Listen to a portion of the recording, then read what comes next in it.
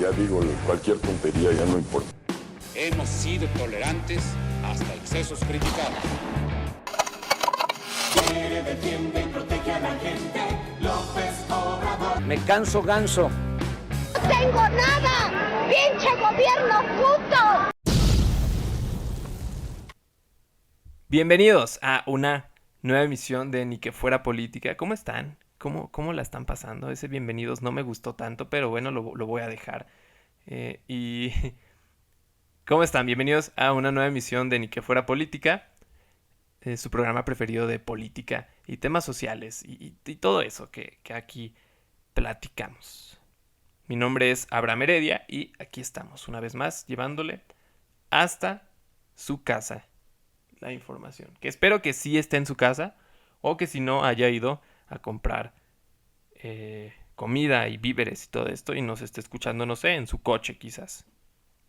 No lo sé, pero espero que sí se esté cuidando. Y ya vámonos de lleno con el tema del día de hoy, porque se había hablado mucho, se había hablado demasiado de las consecuencias económicas que traería consigo el COVID-19. Se había especulado demasiado, había mucha incertidumbre, que bueno, todavía existe mucha incertidumbre sobre lo que va a venir, pero el día de hoy podemos decirle que las consecuencias ya se están haciendo notar en nuestro país, hablando en materia económica. ¿Y por qué le digo esto? Bueno, en días pasados el Instituto Mexicano del Seguro Social dio a conocer que tan solo en abril se perdieron 555.247 empleos. Le repito, 555.247 empleos, que es la pérdida de empleos formales en un mes más grande desde que se tiene registro. Y madres, pues es alarmante, claro que es alarmante. Es importante mencionarlo. Obviamente esto pues no es una crisis mundial que se está viviendo. Y pues de nuevo, ¿no? O sea, pues esto no es culpa del presidente, ni del presidente anterior, ni del presidente anterior, ni de los chairos, ni de los derechairos, no, pues digo, es una crisis de salud inesperada que pues está golpeando a todos los sectores que componen nuestra sociedad. Y pues ahí están las consecuencias que está dejando el coronavirus. Usted se preguntará cómo es que el virus está afectando a la economía y por qué directamente a los empleos. Pues quizás no se lo esté preguntando, porque realmente es muy obvio, es muy obvio el por qué. Al momento en que se tomaron medidas para mitigar el virus y disminuir la curva de contagios, que empezó este plan y programa de Susana Distancia, quédate en casa y todo este tipo de mensajes que invitaban a la población a no salir de casa, pues varios sectores comerciales detuvieron sus producciones y pues toda esta actividad económica de producción, distribución, compraventa y esta movilización en el dinero pues se detuvo. Entonces la economía se congeló y pues obviamente eso iba a traer consecuencias laborales en el país. ¿Por qué específicamente los empleos? Bueno, pues al no haber producción, al no haber distribución, al no haber ganancias, el empleador recorta el personal para no entrar en quiebra, ¿no? Para que la empresa no quiebre.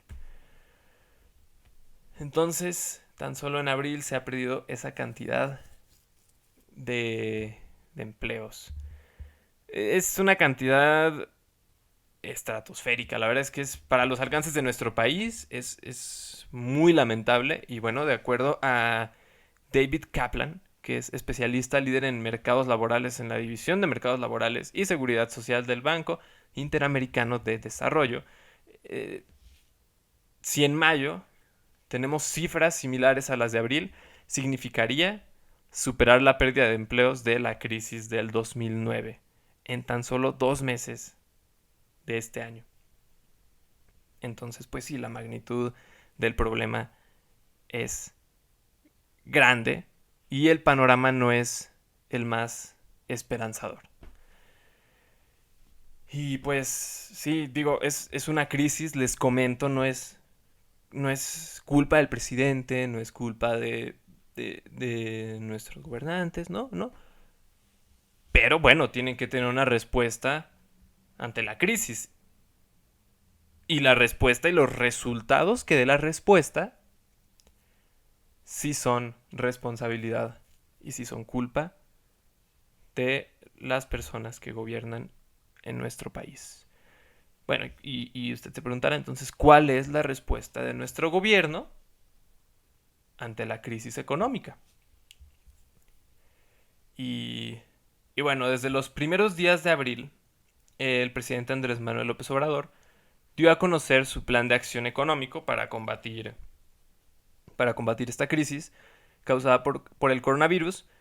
Y pues me parece que fue el 5 de abril, si no mal recuerdo, ya tiene un ratito. Y fue fuertemente criticado, ¿no? Fue fuertemente criticado porque pues no es claro, no fue un plan claro.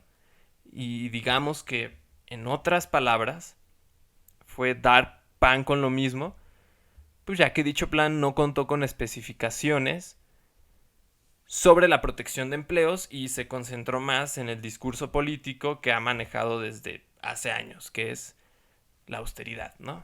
Y digo desde hace años porque nuestro presidente lleva un chingo de años haciendo campaña. Entonces, la austeridad es un tema que le encanta, ¿no? Y pues, ¿qué les digo?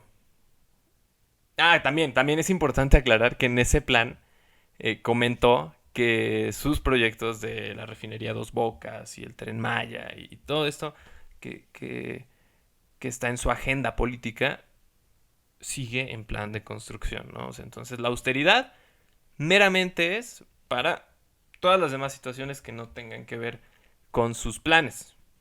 Entonces eso ahí queda. Además de que en ese mismo plan el presidente se comprometió a la creación de 2 millones de empleos en los próximos 9 meses. 2 millones de empleos. Digo, yo espero que lo logre. De todo corazón digo, no, pues qué chingón. Ojalá que tenga un as bajo la manga y que tenga como poderes mágicos o algo así para crear 2 millones de empleos en 9 meses. Pero pues tan solo imagínense. Según datos también del IMSS, durante 2019 se crearon 342.077 empleos. Durante 2019, ¿no? Cuando no había crisis y que ya estaba el gobierno del presidente Andrés Manuel en marcha. Y se crearon 342.077 empleos. Y yo me pregunto, y todos nos preguntamos, ¿cómo pretende crear 2 millones de empleos en un año frente a una crisis que todavía no sabemos cómo va a seguir actuando, ¿no? O sea, todavía estamos en incertidumbre. ¿Cómo pretende la creación de 2 millones de empleos cuando ni siquiera hay las medidas suficientes para la protección de los empleos que hay? O sea,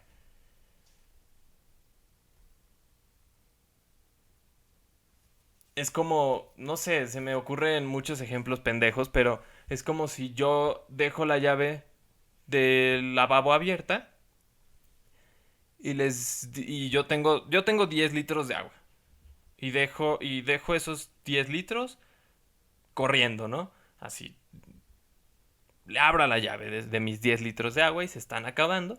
Y les digo, no, pero en el próximo rato voy a traer 342.000 litros más de agua, ¿sabes? O sea, es un ejemplo pendejísimo. Pero es como, güey, pues ni siquiera estás cuidando el agua que ahí tienes. ¿Cómo pretendes que de repente van a aparecer tantos litros más de agua? Pero bueno, yo sé que fue un ejemplo muy tonto. Pero fue lo que se me ocurrió.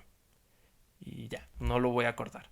No lo voy a cortar. Entonces, pues no hay claridad. Además de que, bueno, ese tipo de promesas de una creación de 2 millones de empleos, pues no está acompañada de un plan claro. Y es lo que se critica, ¿no? Es lo que se critica, que el plan no fue claro en cómo es que se va a solucionar el problema. El único fundamento de este plan pues, son las palabras. 2 millones de empleos en los próximos 9 meses. Ahí veremos si lo logra. Ojalá que sí, digo, pues si lo logra es lo ideal, ¿no? Y es lo que nos convendría a todos. Pero es difícil que suceda. Y como les digo, lo que yo creo que sí se puede hacer y no se ha hecho de forma contundente es el apoyo a empresas con el fin de proteger los empleos. Porque de nada te sirve decirnos que vas a crear quién sabe qué tanta cantidad, lo que ya les digo, si no se están cuidando los que ya hay.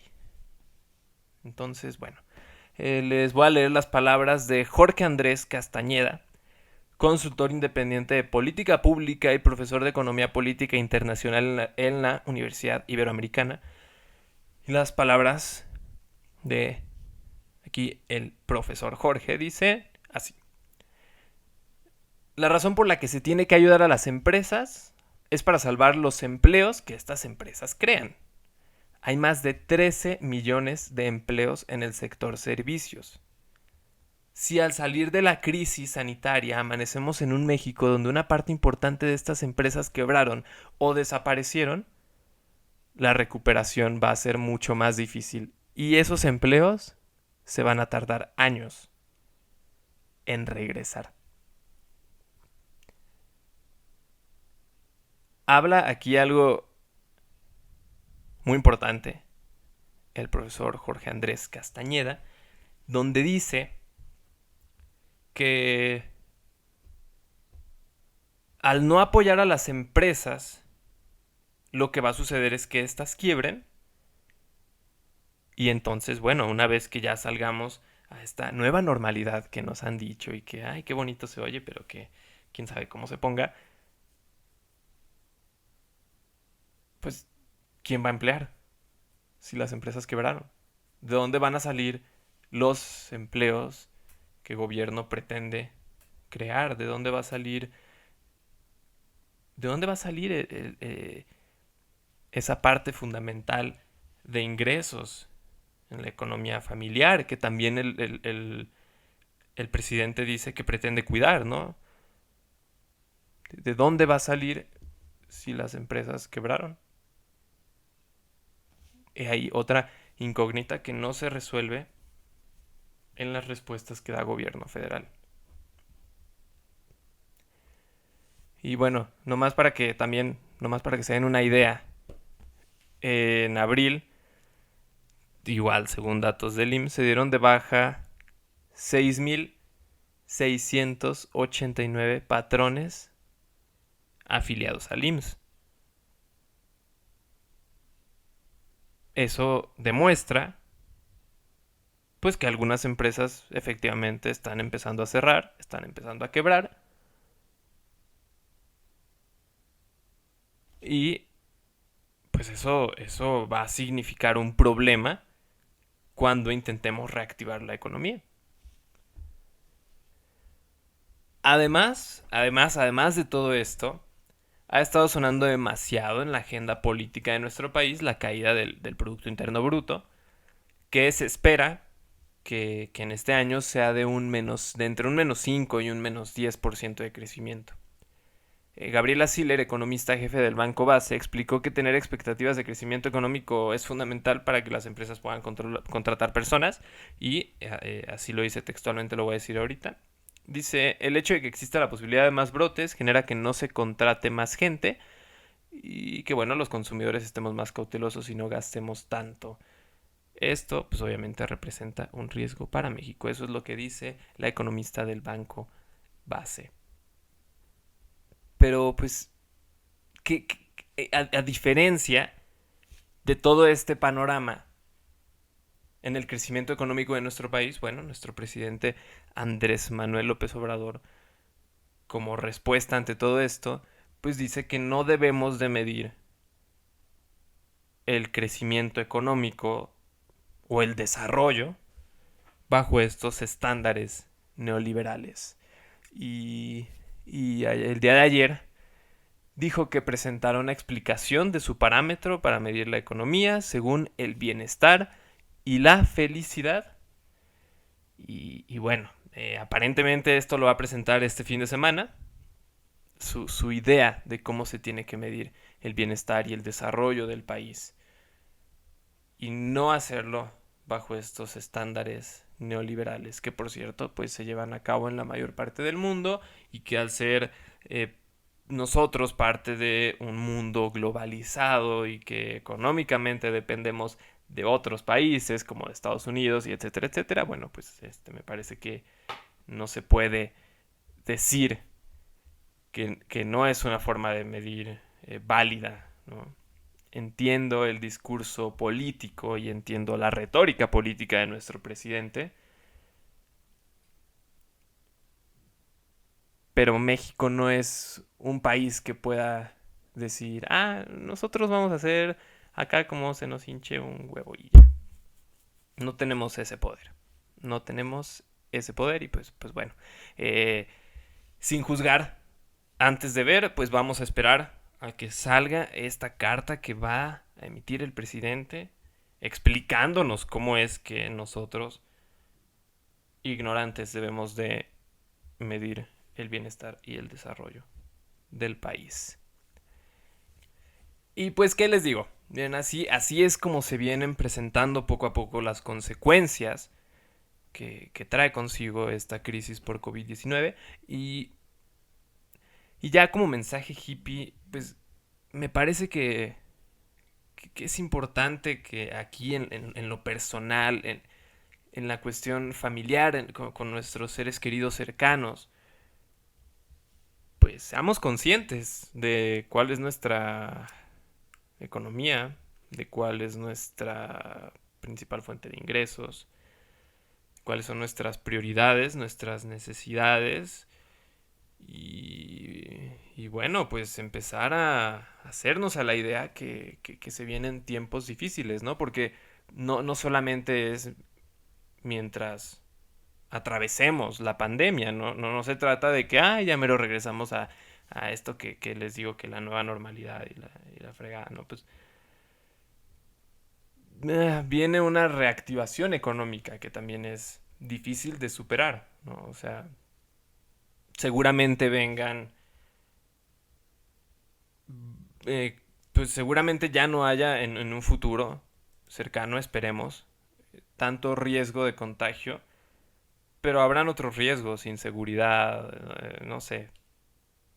Vienen cuestiones difíciles y hay que estar, pues hay que estar alerta, y principalmente creo que recalco el punto de ser conscientes sobre nuestros gastos, sobre nuestros ingresos, sobre la seguridad que tenemos de nuestros ingresos, es decir, qué seguridad tenemos en nuestro trabajo, qué posición tenemos, ¿no? Y empezar a ahorrar, empezar a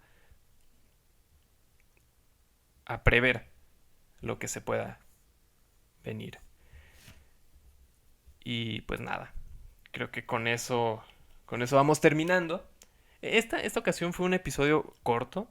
La verdad es que creo que es un tema un poco tedioso. La verdad, a mí el tema económico siempre me parece un poco tedioso porque son números y, vamos, tecnicismos que no todos entendemos. Yo principalmente les puedo decir que no todos los entiendo, y por eso intenté como evitarlos un poco aquí, hacerlo lo más claro, lo más ameno posible. Y pues bueno, hay que seguir. Aquí nosotros vamos a seguir informándoles. Y pues les digo, esperemos a ver qué dice nuestro presidente. Y nos escuchamos aquí el próximo viernes. Les recomiendo que sigan en casa. Que algo que dije el episodio pasado y que me parece muy importante, que hagamos costumbre las medidas para prevención del coronavirus. O sea, hay que hacer costumbre lavarnos las manos, hay que hacer costumbre no tocarnos la cara, hay que hacer costumbre tener a la mano nuestro cubrebocas, si es lavable lavarlo, si es desechable desecharlo, y todo ese tipo de medidas, porque pues se acerca el momento en que ya vayamos a salir, pero que el virus siga afuera. Entonces hay que seguir cuidándonos. Las medidas no pueden disminuir, las medidas tienen que aumentar. O sea, me refiero a las medidas personales, a lo que uno se cuida. Eso tiene que aumentar, porque va a haber más gente en la calle. Y cuando tengamos que salir a hacer nuestras cosas, pues va a haber más riesgo quizás de contagio. Entonces hay que, desde ahorita, hacer costumbre esas medidas. Y pues ya, creo que con ese mensaje me despido. No sin antes agradecerles por haber escuchado una vez más Ni que fuera política. Y recuerden que ustedes pueden también ser parte de esto, mandando aportaciones a la página, ya sean escritos, fotografías, dibujos, cualquier cosa que ustedes quieran enviar. Pueden enviar recomendaciones hacia el podcast, hacia mí personalmente, lo que quieran. Somos un espacio que está abierto a la conversación. Y pues ya con eso me despido. Muchísimas gracias. Mi nombre es Abraham Heredia y fue un placer haber estado con ustedes un día más, y como siempre decimos, la opinión será libre. Muchas gracias.